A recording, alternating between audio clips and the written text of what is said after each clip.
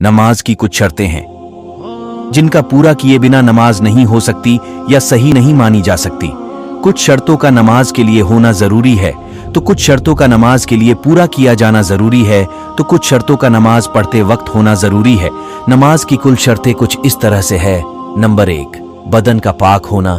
Number 2, कपड़ों का पाक होना। नंबर 3, नमाज की जगह का पाक होना।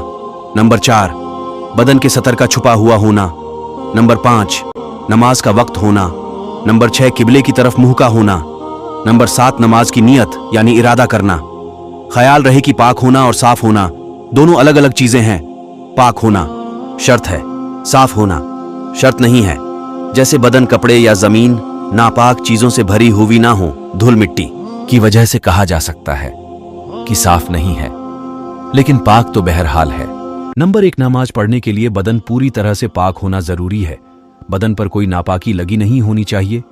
बदन पर कोई गंदगी लगी हो या नापाकी लगी हो तो वुजू या गुस्ल करके नमाज पढ़नी चाहिए।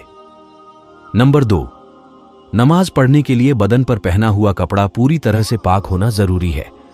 कपड़े पर कोई नापाकी लगी नहीं होनी चाहिए। कपड़े पर कोई गंदगी लगी हो या नापाकी लगी हो तो कपड़ा धो लेना चाहिए या दूसरा कपड़ा पहनकर नमाज पढ़ लेनी चाहिए। नंबर 3, नमाज पढ़ने के लिए जिस जगह पर नमाज पढ़ी जा रही हो वो जगह पूरी तरह से पाक होना जरूरी है। जगह पर अगर कोई गंदगी लगी हो या नापाकी लगी हो तो जगह धो लेनी चाहिए या दूसरी जगह नमाज पढ़ लेनी चाहिए। नंबर 4, नाफ के नीचे से लेकर घुटनों तक के हिस्से को मर्द का सतर कहा जाता है। नमाज में मर्द का यह हिस्सा अगर दिख जाए तो नमाज सही नहीं मानी जा सकती। नंबर 5, कोई भी नमाज पढ़ने के लिए नमाज का वक्त होना जरूरी है। वक्त से पहले कोई भी नमाज नहीं पढ़ी जा सकती और वक्त के बाद पढ़ी गई नमाज कज़ा नमाज मानी जाएगी। नंबर 6, नमाज किबला रुख होकर पढ़नी चाहिए।